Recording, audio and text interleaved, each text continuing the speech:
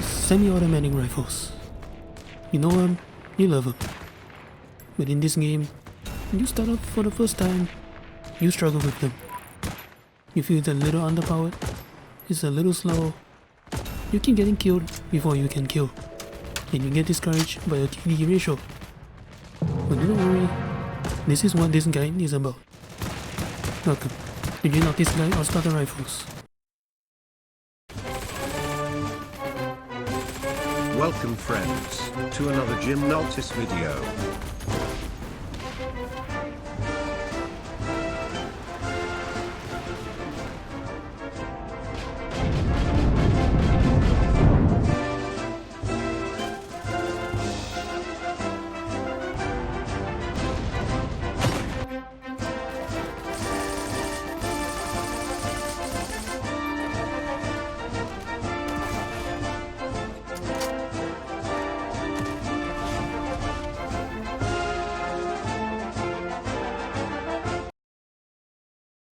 So starting off, again, this guide is correct as of update 1.23.1. If you're watching this at a later update, Recon may have changed how semi-auto rifles work. You know, they did in update 1.20. And also, given Rito's tweaking of the weapons apart from appearances, there is no performance differences between all three starter rifles. They all fire 2 shots a kill, over 300 max rate of fire, scope magnification is at 1.9x. There's really no biasness going on here. Unless you complain about M1 Garens have 2 less rounds than the other two, as if it's Rito's fault that the rifle's designed that way. So in other words, if you buy captured starter rifles, if you think about it, it's pretty much aesthetics. And finally, someone mentioned this in the comments, so I'm gonna beat them to it. Now those test performances are pretty much the same.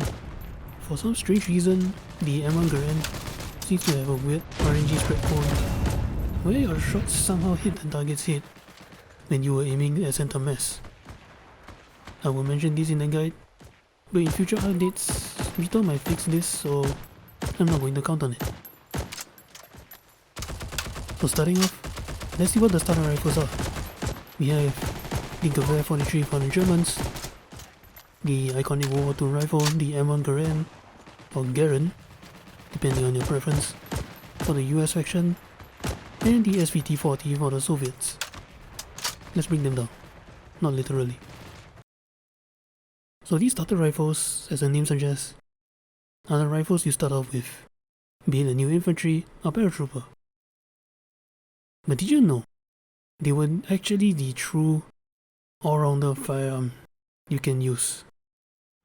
You can fire close quarters, short range, medium range, and, not that I recommend it, long range. And if you prefer only one of these fighting situations, you can modify the firearm accordingly and still somehow perform its all-rounder capability.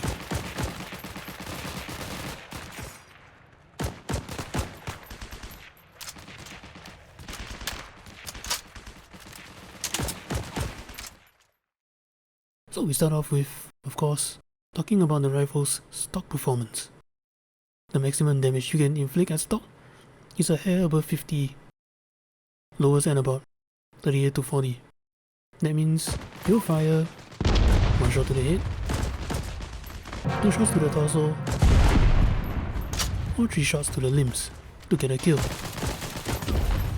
But keep in mind that the damage is only a hair above 50. And my philosophy in this game, especially if you are talking about non-fully automatic weapons, goes always assume your target has heavy set. Heavy set is a badge that, depending on the level, reduces any incoming damage, from falling on the face, to taking bullets, to eating explosion shrapnels. With this in mind, if you're picking off targets accurately, you might want to fire off an extra round to make sure your target actually dies. And always remember, given how small it is, please Don't aim for the head directly. Always go center mass. Damage aside, what about rate of fire? Rate of fire is pretty decent as stock, responsible to your fast tapping. However, if you tap very fast like this, then the rifle may not respond as well. If you find this to be an issue, feel free to raise the gun's rate of fire with modifications. Just beware the drawbacks that comes with the mods. How about accuracy? There is this thing known as spread cone, meaning that even when you ADS your weapon, it does have a bit of spread even at short range. But I'll be honest, even with stock sights, it is still pretty accurate nonetheless. Stability wise, all three of them are actually pretty stable. You don't have to worry much about pulling the mouse down hard. Just beware of this factor only when you're modding the weapon. Otherwise, it's pretty much just getting used to the gun. There is no secret to compensating recoil with your mouse. If you really have difficulty maintaining your gun on target, you can opt for the EV spring. Just beware the loss of rate of fire. So, how do we aim with it? Not as in gun accuracy, performance and all that. Well, you basically aim with this TP point on the front sights. With it hovering over your target, then just shoot. After that, it's pretty much just getting the hang of it or sharpening your aim. Remember to pull your mouse down to compensate for the recoil. If you have difficulty with that, might I suggest spacing your shots. Like, don't spam fire it until you can't even pull it down, and basically waste all the ammo in your magazine. Beware of this, by the way. If you're sprinting mad for a long distance, you'll have high fatigue, and this will affect your ADS as the gun will sway as you attempt to get your sights on target. This will also affect your hipfire accuracy. If you're talking moving target, you kinda have to engage yourself. But to start you off on your first shot, just aim ahead of your target. If you miss, either aim less or more ahead. In my personal experience, if your target is fast, say on a jeep, aim more. If slower, maybe on foot, aim less. Keep range in mind though, the further the target, the more you need to lead. However, beware of targets in vehicles. Their hitbox tends to be a bit wonky in this situation. So either aim far ahead and maybe higher a little. As you might notice, you tend to hit the vehicle instead of the guy. Otherwise, your best option is to simply wait for the guy to get closer or slower, then just blast him with your full mag instead of a near empty one. And speaking of ranging, although this weapon, as I mentioned, an all-rounder, I only recommend keeping fights to short to medium range. Do not try to counter snipe at long range, unless you really have no choice. Why? I do not doubt your aim or your weapon's accuracy. It's more of the question, can you actually see this guy? Maybe with a scope, but if you're iron sighting, it may not be such a good idea. So how about hipfire? Hipfire is a less accurate way to fire a weapon. But if you're in close quarters, or short range, or that the enemy is strafing mad, you might find that hipfire is an answer. Aiming and how accurate you will be is determined by these white lines, which are crosshairs. The tighter, the more accurate. So, how do you do? You place your shots properly. Allow the crosshairs to tighten before firing off the next rounds. Sounds complicated, but you'll get into the rhythm eventually. You can also tighten the crosshairs more by simply crouching or wearing the hipfire badge. But the same thing applies, pace your shots. But at the end of the day, if you're struggling to actually hit something, no matter how hard you try to practice, try checking the ping. If it's above 100, or if you start seeing anybody hyper on caffeine and doing Michael Jackson's iconic leaning at the speed of sound,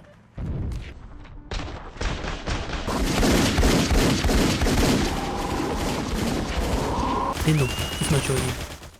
So now, let's talk about modifying the rifles. Now keep in mind that when I suggest any of the builds, it's not the ultimate build or meta or whatever people call it nowadays. They are made based on my personal experience. If you wish to follow it wholeheartedly or make some changes to suit your preference, be my guest. Don't agree with any of my builds? No worries. Because you see, end of the day, when it comes to modding your weapons, it will always be based on your personal preference. So what modifications do we have for the starter rifles? We have bullets, sights, trigger, internals, and barrels. Let's dive into it. So for the bullets, you have the first damage ammo, followed by the sniper ammo, and then the highest damage bullet. For the first damage ammo, this is the first mod you will unlock. But do I recommend getting it? It's decently cheap, but if you really think it's important, then go ahead. Otherwise, I say no. Normally, I would say yes, owing to the fact that in the past, stock starter rifles take 3 shots to the torso to kill, so yeah, this ammo mod will be necessary. But today, it's a meh. Next is the all popular sniper ammo. This is the next bullet mod you unlock. Why is this popular? It's because it has everything a sniper could ask for. Better damage, range, accuracy. It does however up the recoil, but if you keep your modding simple, it can be quite manageable. Finally, the highest damage ammo. This ammo will bump your damage to be above gold heavy size damage reduction. The downside is that the 2-shot range drops quickly, and there will be a bit of a violent visual kick that to some players can be pretty dang annoying. Next up is the sights. You have 2 options, a scope or an insights upgrade. The field adjusted sights upgrade increases the gun accuracy, but I'll be honest, I really don't find any real difference ADS or hip firing. But if you really think it'll make a difference, be my guest. Now for the scopes. As infantry, you have access to one type of scope, the 1.9x. To put it simply, it's basically a budget German #1 scope with less magnification. You can install this to up your range game. Just remember that when they installed, you may have to worry about recoil a little bit more than with iron sights. As Recon, you have access to 2 types of scopes, the 1.9x and the faction dependent higher scope magnification with the actual German #1 reticle. But something to be aware of, higher magnification will mean higher quote-unquote sensitivity due to a lower field of vision caused by this scope. You may want to consider a lower recoil option. Next up, field trigger. This mod is another commonly sought for, but it's cheap, it bumps the rate of fire up, so if you intend to raise your RPM for short to medium range engagements, you may want to consider it. But beware of the incoming increase in recoil per shot. Next up, internal upgrades. We have lightened spring and the heavy spring. Lightened spring increases rate of fire in exchange for stability. You can stack this with the trigger mod, but beware that so will your recoil gain. So it may take you some time to get the hang of this build, not to mention you'll often pair this with damage mods, and again, you may get the visual kick, which can be annoying. Heavy spring decreases recoil, in exchange for loss of rate of fire.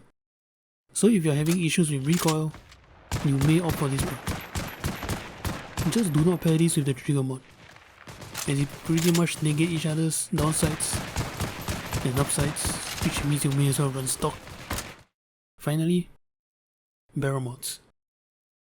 We have 2 options, stainless steel barrel and the Scout 2 barrel.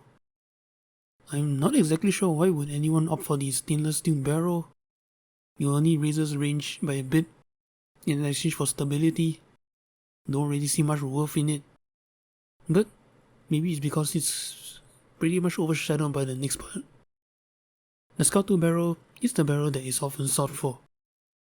Raises range and damage in exchange for stability and precision. Especially since we are considering sniper builds or budget builds or max damage builds, which not exactly why you need it considering that this barrel alone is already a solid 2-tap regardless of heavy set. So before modding your weapon, I suggest asking yourself this question. You have used this weapon for a bit now. What do you want more from this gun? Do you want more damage, higher rate of fire, a scope, or just iron sights? When you feel that you could use more of something, then you mod it accordingly. Experiment, especially with your first infantry. Try different mods and see if you like it. If you end up hating it or liking it, then in future, any infantry or paratrooper, you can just target the specific mods accordingly. But if you really want my suggestion, here they are. For an XP grind build, say now the infantry is online, you are after the bolt action rifle, or you want an LMG, or you want to pair something else with the anti-tank launcher.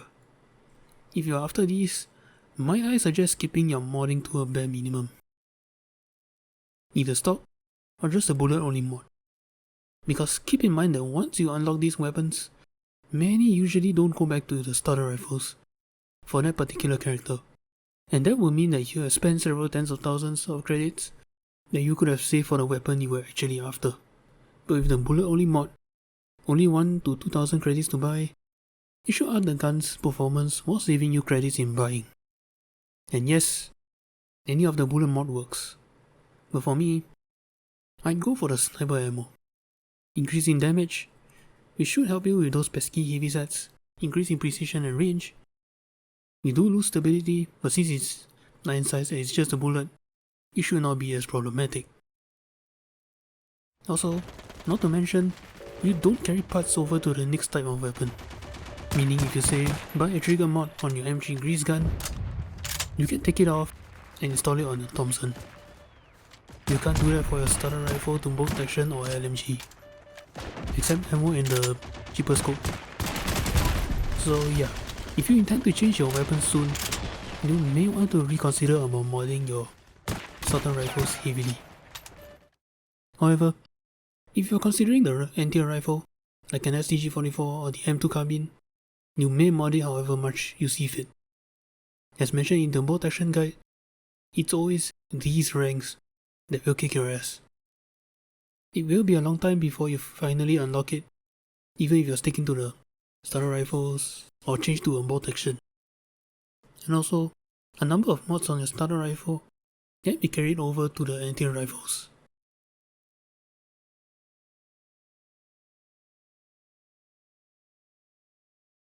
For a budget build, the build you earn credits with, I either go stock, just go for Scout 2 barrel.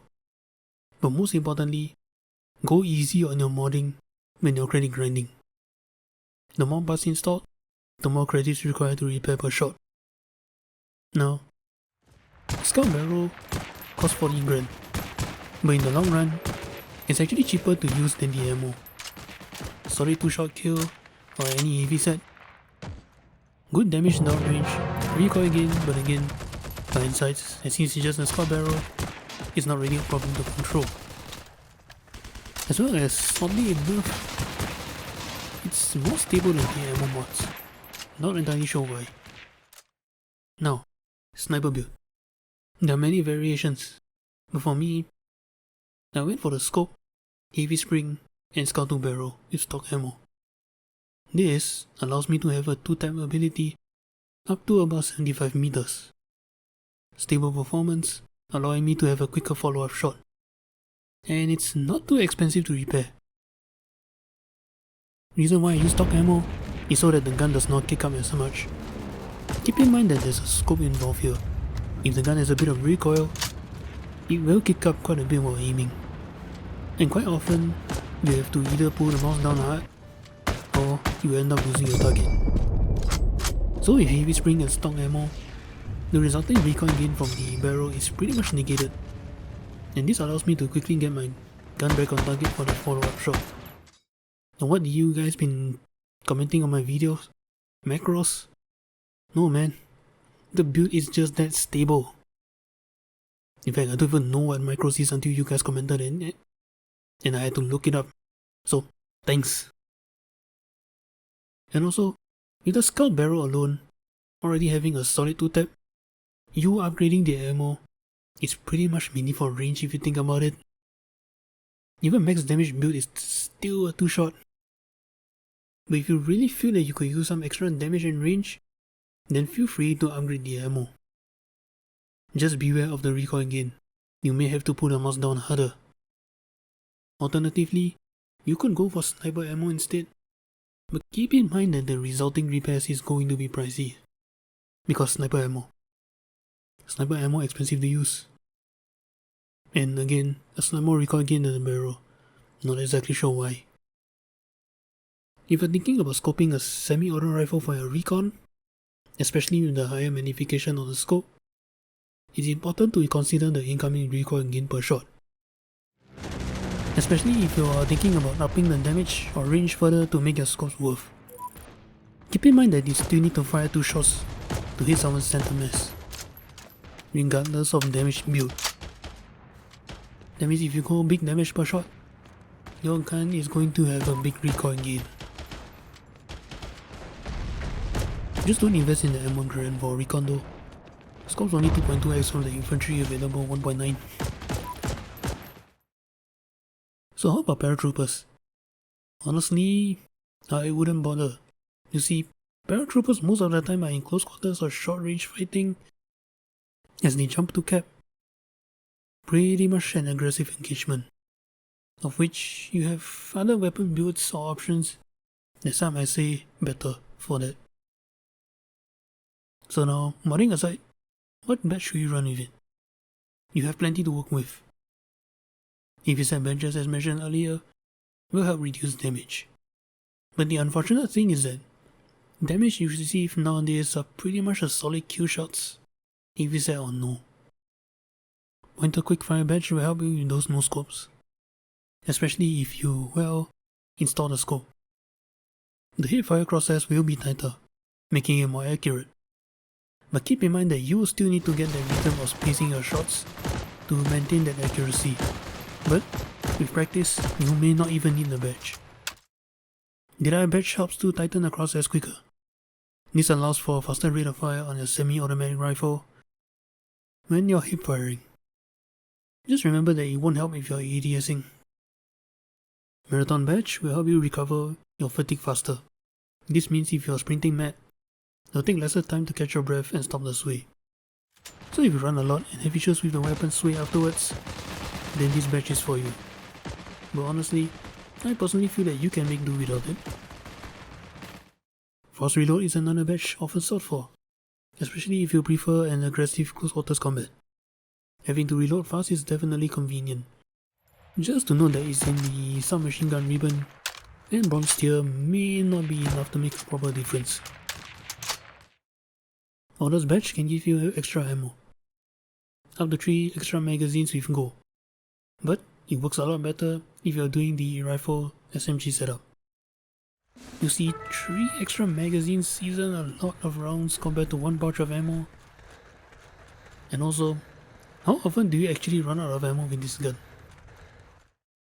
I would include the dynamite lover, but that's depending on your setup. If you're not carrying any explosives, it's kinda pointless to have. But if you love grenades and 80 throwables that much, then yeah, you may consider it. So now, let's talk about loading out your character. As infantry, you have 10 equipment points, so you pretty much have a lot to work with, a lot of potential setup. You can try rifle, grenade, medpack, standard infantry build, or change the grenade to a 80 throwable, your choice. Or you can try rifle, sidearm, medpack. Because of Wise Man once said, switching to your pistol is faster than reloading. If you want, you can pair with an AT launcher, rifle, bazooka. If you want a medpack in this setup, you are going to have to sacrifice one of the weapons, ammo pouch, then wear the orders badge to get some ammo in.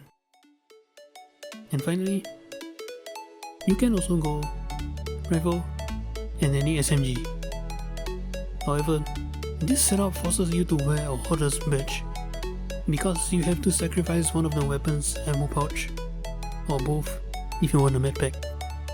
Either way, be very careful as one or both weapons will be lacking in ammo.